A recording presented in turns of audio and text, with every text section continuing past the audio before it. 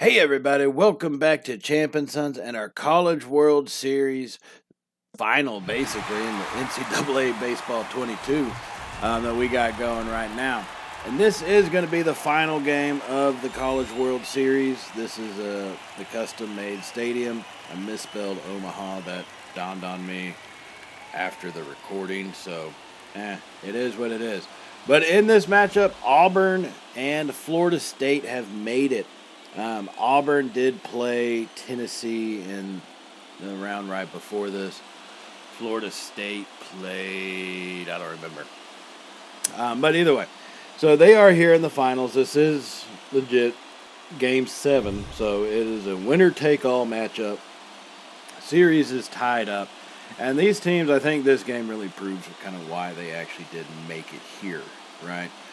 So we'll kind of see that as we go along. And then after this final, we will hit up some of the off-season stuff. It's going to take probably a couple off-seasons to really figure out how to do this in a college-type format. When you start considering free agency, contract renewals, arbitration-type stuff, it kind of makes it a little hinky to do college in that way. So I do try to think of it in terms of this day and age. It's basically like an NIL deal, right? That's pretty much kind of how I take a look at it. And, as much as you say, or people try to say, NIL deal is not why guys go to certain colleges. Maybe not in the total grand scheme, but at least partially. I think we can admit that. I think going to some schools provides you more opportunities than others. That's kind of a given. So with the whole NIL thing, they are going to have to work on making some finite kind of rules, for that. And so hopefully they'll kind of get to that. Probably in the next couple years, I figure. It's just kind of started, and we're seeing a lot of guys get some good deals. More power to those kids, man. The more money you can make, let them make it. They're playing. These guys, college athletes, not just the football players, but college athletes in general, put themselves through a whole hell of a lot during their time at college. So let them make whatever money they can make off of themselves during that time. So here we are after my little NIL rant. Getting into this game, Auburn is the away team. So Florida State did have the better record out of the two. Auburn is visiting here, Game 7, final matchup, and they did ground out on the first play. And you saw the kind of fielding that they do have going up the middle.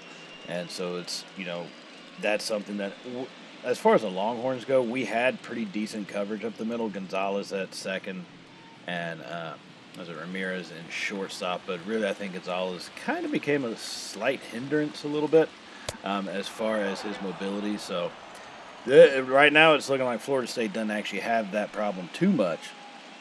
But their pitcher, Rudy Bartlett, has struggled in this postseason, and I think we're kind of seeing some of those struggles right now as he did work himself into what's now a 3-1 count against Jose Francisco. That's batting .227 in the playoffs. That's a pretty decent record. A little bit better than 1 for 4. You got to assume 4 bats in most games. So he's getting at least 1 hit per game. And then on that one, the third baseman covers and makes an okay throw. That is really a scoop by the first baseman that should have been made. But he doesn't do it, and they do give him the error on that one. So, it's a good thing that they at least, did give that to the first baseman 5 after 6, 4, 3. No, they gave it to the third baseman. Yeah, I guess it could have been a better throw, but McCullough needs, for Florida State, definitely needs to make that play.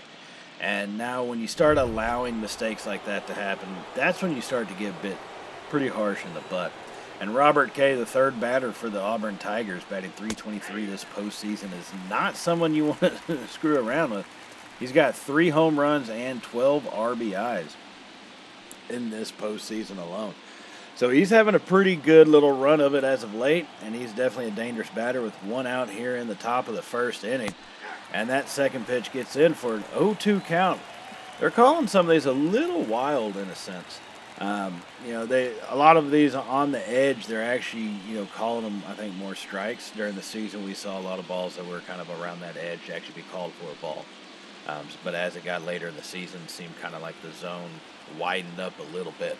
And that's kind of what we're seeing right here. And that next pitch comes in right at the top. Man, that is something that's just skimming those zones, that one. And I think this is the one thing I like about MLB The Show. And he hits that one to second. They're not going to turn the double, but they will get him out at first. But one thing I do like about MLB The Show, and it's one of the settings that I do use for the umpire calls, is it's not just an automatic, if it's a strike, it's a strike.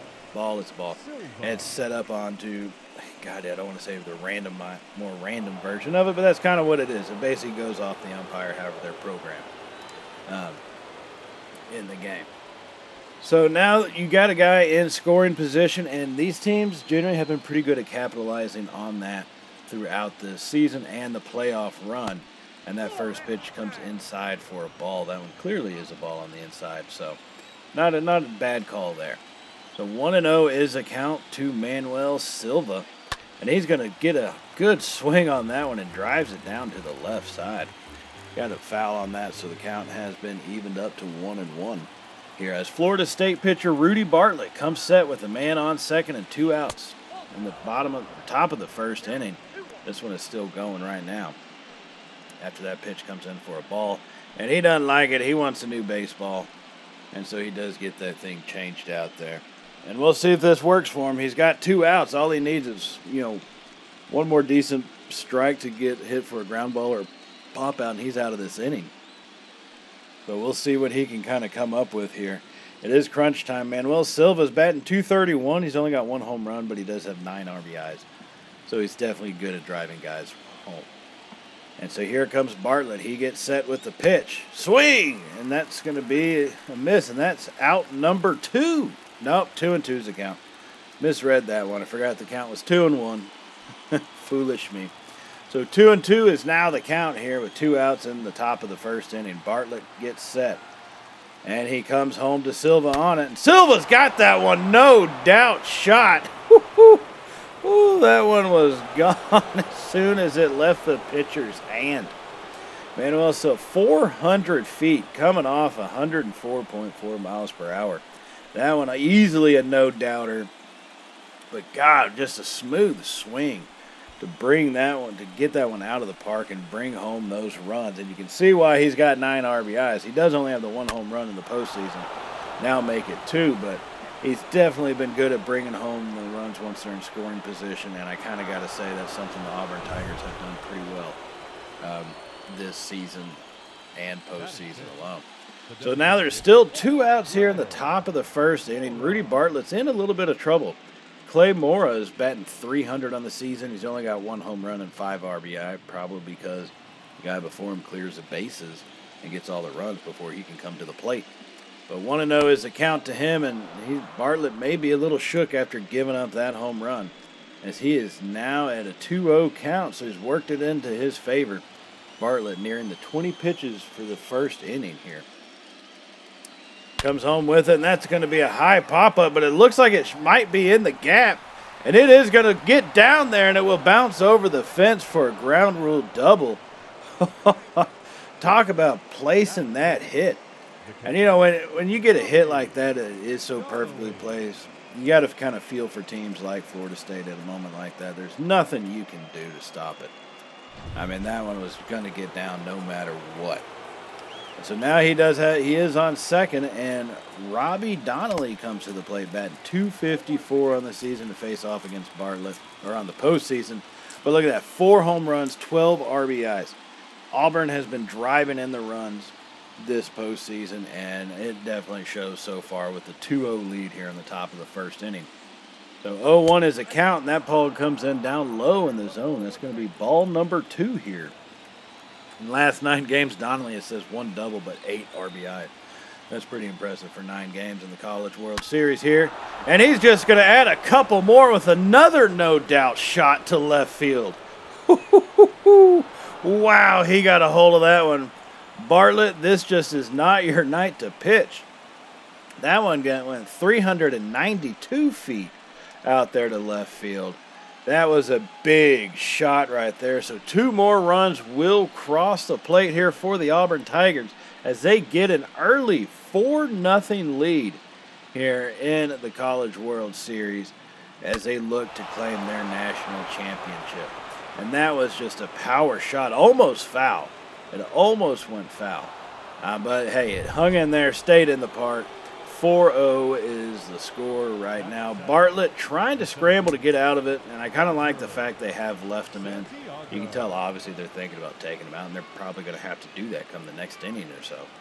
Just the way he's pitching right now, but let the man finish the inning. And then he's going to hit a line drive down left field, another big fly. I don't know if that would have gotten out of the park, but it definitely would have gotten close to it. And so Bartlett's at 25 pitches here in the top of the first inning and is struggling. Roger Santiago batting .351. He grounds over to second, and they're going to get him out at first. So finally the top of the first inning comes to an end for the Seminoles as they give up 4 runs on 3 hits, and the Seminoles committed the 1 error on that throw over to first. So it's really kind of triggered everything from going off at that point. Now here come the Auburn Tigers out onto the field. Florida State will be taking the plate for the first time in this winner-take-all matchup. And this is going to be Andreas Garcia batting .320 on the season, 6 home runs and 11 RBIs. That's a pretty good guy you want to have leading off for you. And I said .320 on the season. I meant in the postseason. And he's going to take a swing at the first pitch, and that one's going to come flying in, but he had a way to go, but the left fielder does track that one down, and that is going to be the first out of the inning. So Fernando Lopez, Joe Morgan are going to finish off the top 3 of McCallum, Lopez, and Jackson with 4, 5, 6. Dominguez, Cortez, and Aparicio batting 7, 8, 9. Looking like we got a lot of decent batting averages coming up. A couple of guys in the 300s and high 280s, 290s. So pretty good batting team here from Florida State. So Fernando Lopez is going to be the second batter up to face off against Zane Brewer.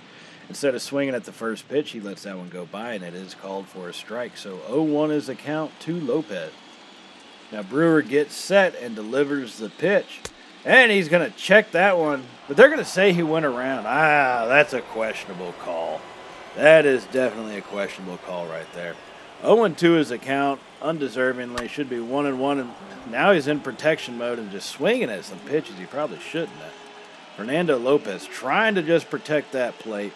You know, if it's one of those, it's the old rule, if your bat can touch the ball at that point, you need to put a swing to it because you're going to be called on a strikeout if you don't. So 0-2, still the count to Lopez. Brewer delivers it home, and he's going to swing and miss on that slider inside. That was out of the zone. But once again, when you get yourself in an 0-2 hole, it makes it a big struggle, especially when you are in protection mode. That one came fairly well inside. It's just I think he had kind of made his mind up he was going to swing before the pitch and tried to hold back as best he could, but just couldn't pull that off. So 5 pitches, 2 outs here for Brewer on the mound, having a pretty good start to this final matchup, as the next pitch will be fouled off for a strike. So 0-1 is a count. Joe Moran is batting with a .250 average in the postseason, 5 home runs and 12 RBIs coming into this one. And so looking for more in that sense. And Moran Brewer delivers it. Moran lets that one go right over the heart of the plate. He's got himself stuck in an 0-2 count now. As Brewer delivers that pitch. Swing and a miss, and that's going to be the third out of the inning. Auburn gets out of this inning unscathed. 1, 2, 3. Good performance by Brewer getting this one started off. About 8 or 9 pitches, not allowing any hits, and maintaining that 4-0 lead. So now we're going to jump ahead to the bottom of the 6th inning, where Auburn is still leading 4-0. Brewer is still in the game, approaching the 70-pitch mark, facing off against the batter in the number 9 hole, Chris Aparicio, who actually has one of the better averages on this Seminole lineup. Last game, he was 1 for 3. He did send a big fly, so you know he's got the strength. You got to be careful with that. And that second pitch is fouled off. The count is 1-1 now to Aparicio. At least I hope to God I'm pronouncing that one right. Now Brewer comes home with it. That's going to be a swing and a miss. And that's something Brewer's pulled off a lot. He gets a lot of swing and misses. He also gets them to hit grounders, easy pop flies. Little line shot, but that got past the first baseman. And it's a mistake like that happened in the first inning that allowed Auburn to jump out to originally a 2-0 lead. But that one gets by him. That's going to be an error on the first baseman, and rightfully so. But Aparicio will reach, And Andreas Garcia comes up. He is 0 for 1 on the day. He did walk earlier in the third inning, which amounted to nothing. As you can see, the Auburn Tigers still lead 4-0 here in the final game of the season. Now the man on first, Zane Brewer, delivers that first pitch inside for a strike, and the count is 0-1. Now he checks Aparicio at first and comes home with the pitch, and that's going to be in for another strike. An off-speed pitch down in the zone, but that one was hittable. So 0-2 is where we stand right now. Brewer delivers. It's fouled off, it looks like, and yeah, it does fall foul down the left field line. As once again, they find themselves in protect mode, which means you got to swing at some questionable stuff, and you better hope your timing is correct.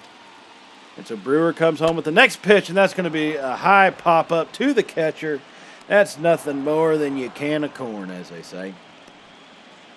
And that is out number 1 here in the bottom of the 6th inning. Auburn is cruising right now, and Brewer's pretty much been on cruise control. He's had a couple guys get on base, but no real threats about it. Now Fernando Lopez comes to the plate, 0 for 2 on the evening here, and struggling at the plate, not like he has before, but when you start letting pitches like that go by, you definitely are going to have problems. And look at those splits. He's batting .400 against lefties, 177 against righties, which is kind of odd for a left-handed hitter. Normally that stat generally is kind of switched, but hey, it's Florida State. They do things a little bit different over there in Tallahassee. So 0-1 is the count. Lopez trying to get something going. Aparicio did his part, got on base, even though it was an error. So Lopez trying not to ground out into a double play. The count is 1-1 now. As Brewer gets set, checks runner over at first, comes home with the pitch. And that's going to be perfect strike, but they steal second, and he's going to get in there. Wow, what a gutsy call by this Florida State team, as they are being aggressive on these base paths, but that gets a man in scoring position with 1 out and takes away the double play. Great call right there since it worked out. And that next pitch is hit down the left field line. It's going to roll against the fence. The run is going to score. He's rounding first and over to second, stand-up double, as they are finally on the board. Florida State now trails 4-1 here in the College World Series final. And what a shot he hit right down the line.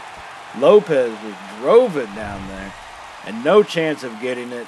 Not high enough for a fly ball, and it does score the run, and he gets himself in scoring position as well. Now Moran's going to come to the plate. There is 1 out here in the bottom of the 6th inning.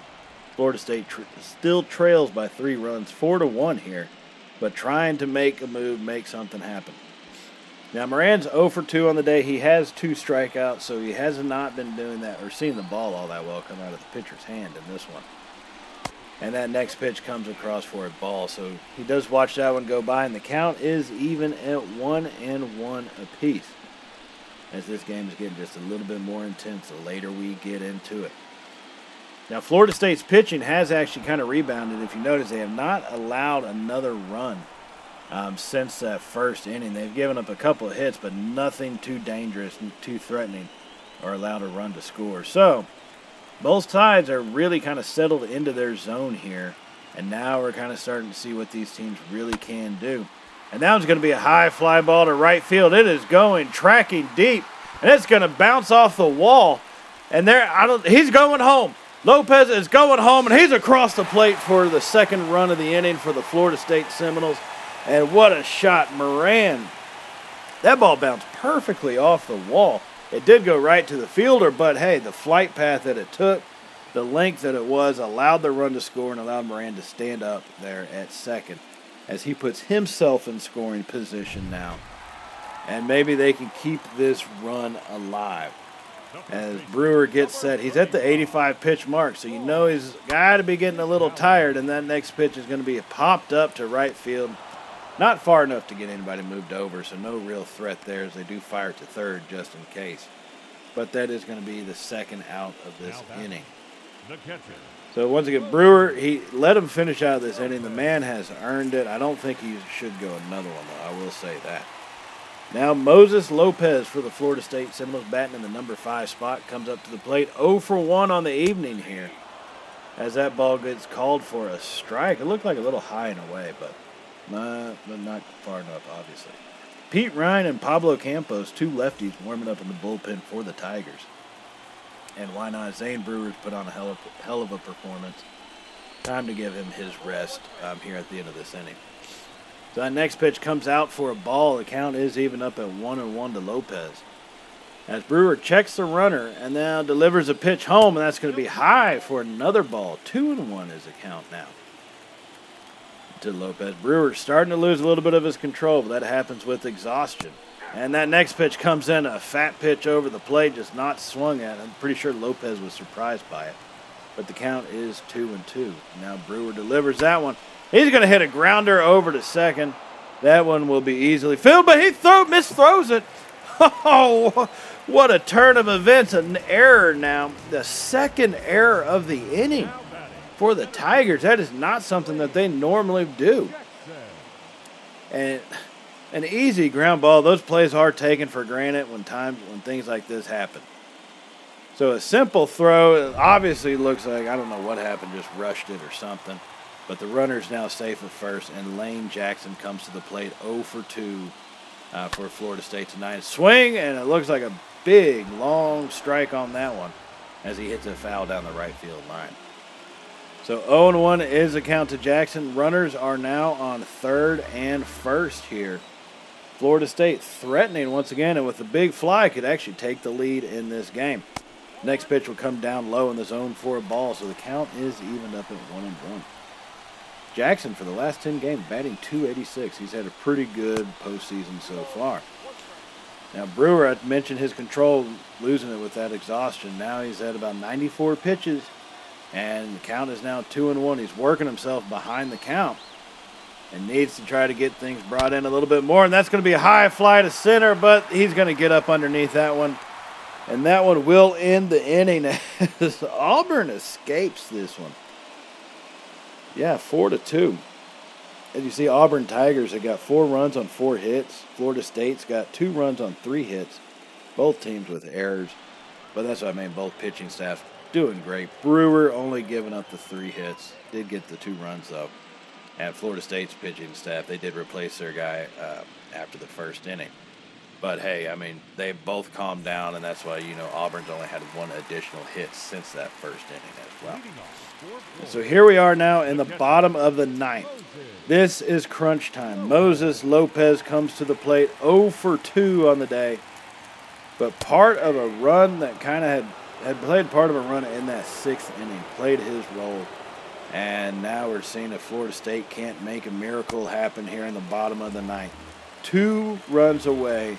First batter is up. The count is 1-1. And Auburn's got Colin Houseman up, their big-time closer, normally a pretty shut-down kind of guy, as he comes to the mound to try to finish this one off. And he's got Lopez at a 1-2 count. Houseman delivers, and that's going to be a fly ball down the right field line, but it is going to be fouled into the stand. So Lopez fighting tough. 0-2 on the day. He's trying to get that first hit, and what better time to get it now? Swing and a miss on that one. Houseman got him chasing it. Below the zone. Houseman delivers, and he just could not get a good eye. I have a feeling his timing just seemed off. The fastballs were killing him. And then that splitter, the way it dives at the end, he just had no chance to get a bat on it. Now, Lane Jackson's going to come to the plate. He is 0 for 3 on the evening right now. And that first pitch goes outside for a ball. 1-0 is a count to Jackson. He is 0 for 3. He did have a fly out there in the 6th inning. Didn't do much more beyond that, but hey, he got a fly out, so you got to give him credit, I guess, in a way. And that next pitch is called for a strike, so the count is 1-1 to Jackson. Houseman trying to shut it down. He delivers the 1-1 pitch. That's going to be fouled off down the left field line right by the Tigers bullpen. And the count is now 1-2 to Jackson. And Houseman comes home with that one. He's going to be a grounder to third. They scoop it all the way across the field, and he's got him at first. What a play on that one. Oh, my goodness. Oh, baby. Oh, baby. The get across the field and to make that throw. That is what's the most impressive part about it. 140 feet from where he was, up in the air, too, doing that Derek Jeter kind of throw. Do not recommend trying it. My kids on the Little League tried it. Not the best thing to do.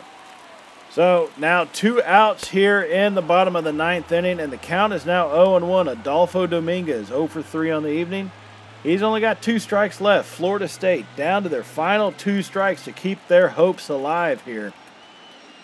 As Houseman delivers a 0-1 pitch. That's going to be swung on and missed. The cutter inside, coming in at 95 miles an hour.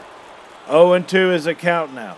Dominguez needing to be a hero. Swing and a miss on that one. Houseman gets the strikeout, and that'll do it, ladies and gentlemen. This College World Series is over. Claimed by the Auburn Tigers. The first one shown on the series, the Auburn Tigers take it. Oh, wow. What a performance they put on. I mean, their first inning is obviously what saved them with the score being 4-2, but the pitching staff, you can't say enough about the way those relievers came in. Houseman, their starter, everybody did their job exactly as they needed to, and they will take home the championship trophy. So Auburn Tigers have done it. Now, with this game being over, we are going to get a little bit of the offseason. As I mentioned before, it's kind of weird, kind of hanky how it works out. So we're going to kind of zoom through this offseason a little bit and may not show all of it. But I was trying to make it as college-oriented as possible. As you possibly could do. Auburn Tigers, 2042 world champs, 3rd world champ. I wonder how many they actually do have. If you know how many national championships the Auburn Tigers baseball team has, put it down in the comments and let me know. I just wonder what are the chances that they actually have 3 of them.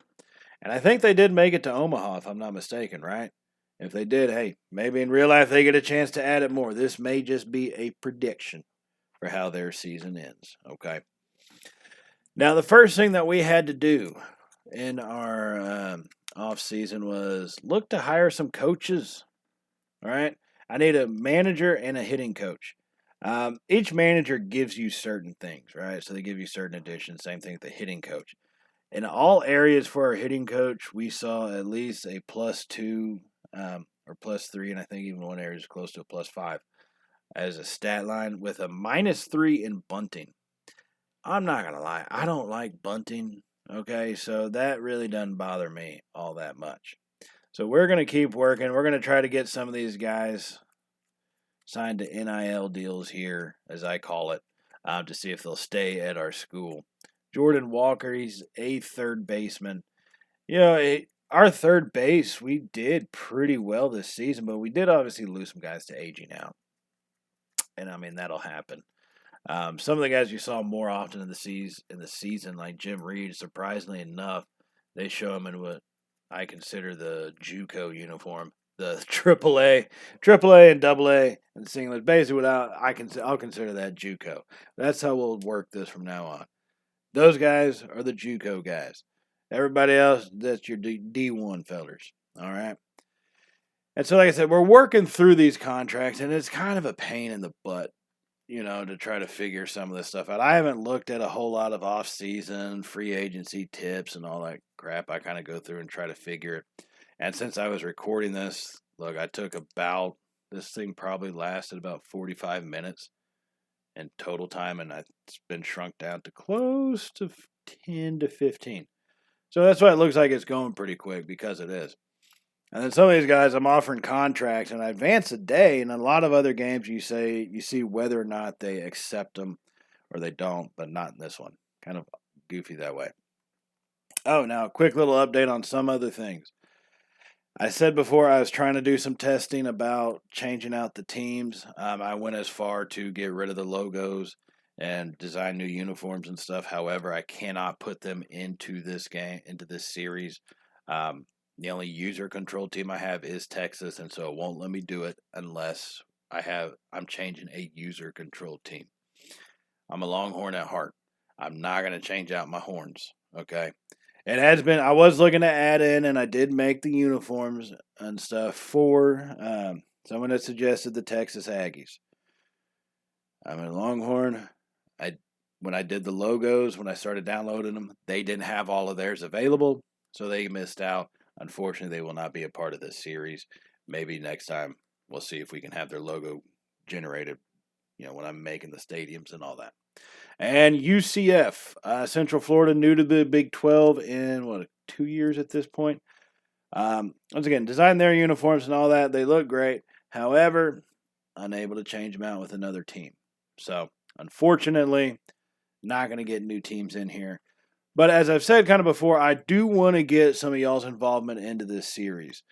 So in the last video, I did put a template of if you would like a player to be available, if you want to have a player in here in the series and be a part of it, put down the player name, position, strengths, weaknesses, and what team you want them on, and all that, and I'll get them put in. I am oddly enough able to edit rosters for the other team, just not the whole team in general. So let me know. I'll go through and it'll be a little bit between now and when I record season 2 opening. I have some of the college football stuff going on, and I want to give y'all a chance to actually submit your stuff over. So keeping that in mind, I'm going to take a little bit before I come out with season 2 opening day. And so definitely I'm going to put in the same type of template in the description of this video. So look at that. If you would like to have a player put in, just fill out that template down in the comments section, and we'll see about getting them added in. And then throughout the season, we'll do check-ins on them. We'll see how they're performing, little highlight shows that we can get off of them. So we will start doing that, and we'll start checking in on some of the other teams, some of the other high-performing teams. Hopefully, we are one of them. But some of the other teams, we'll check some highlights, some stats from them, see how they're kind of performing, and we'll introduce those little other videos into this series as well as we go through. So just keep that in mind and look for that in the description. So just put that in, fill it in, and I'll get your guys added in. But other than that, this is just kind of filling out some of the other little minor details, right? So Curtis White, he's a 72 overall center fielder with an A potential. So, not our best, but hey, he's worth a look at. And for a JUCO guy, I can see bringing him in. He's got speed. I prefer to have, for my outfielders, to have speed, right? That's what I really look for. Not so much hitting or contact even, but if I can get you on base, hey, Andreas Garcia, I'll be damned. He was just in the World Series. But not going to go after him. Milt Hitchcock, second baseman. I know I need second baseman. He's got some speed, but he's got good power also. He's someone, if I needed to, he can turn a single into a double. And then the offers and the interest, I put in some offers on these guys, and yeah, it stacks higher up, but once again, you don't hear back from them. Like, it doesn't, you have to go into transactions and all that crap and look at all of them. I just forget to do that, and secondly, I find that kind of annoying to do. I want it to basically pop up like it, give me a little notification, like, boom, hey, this guy accepted. I'll say this, for the Madden series, for Madden NFL, that little notification thing is probably the best part of it. I'll say that. They got great graphics, and to be fair, I know what I pay for when I get that game. I'm a franchise player. I'm not an online dude. I know what they put their time and effort to. But as far as the franchise goes, at least during free agency, it'll tell you whether a guy accepts it or rejects it. That's kind of an essential key to it. We don't always get that here, so MLB The Show, think about that. The communication lines and letting stuff be known. Let's kind of think about that a little bit. And so we're going to kind of make some final adjustments to our roster once we get started into the season. We will definitely take a little bit further look at what our Major League roster or what our Division I roster looks like. So we're not going to, like I said, not going to spend all that much time on it here. Okay, but just making some minor changes to it. So that's kind of how we're doing this before we go into the spring training or the scrimmage section, which I don't actually show. I thought about recording it, but to be fair, I don't really like playing spring training games. I know they serve their purpose, and some people say, well, you're not doing the series, right, if you're not doing your spring training. I just don't do it.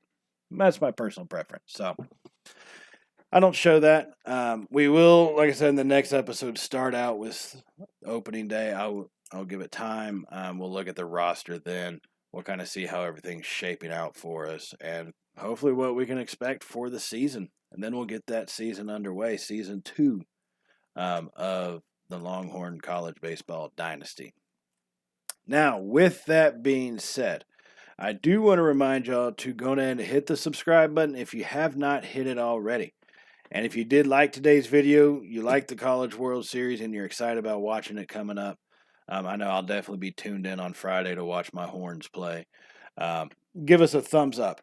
All the thumbs up do help us out, and we really greatly appreciate everything that y'all do for us here at Champ and Sons. And the support that y'all have shown the channel, the growth that we've had, for some YouTubers, people say, like, oh, 20 in a month, that's nothing. Well, 20 in a month is major for me. The subscription count is like almost doubled in the last 30 days, and that is incredibly awesome. I am so grateful for all of that and everything that y'all do for us here at Champ and Sons Gaming.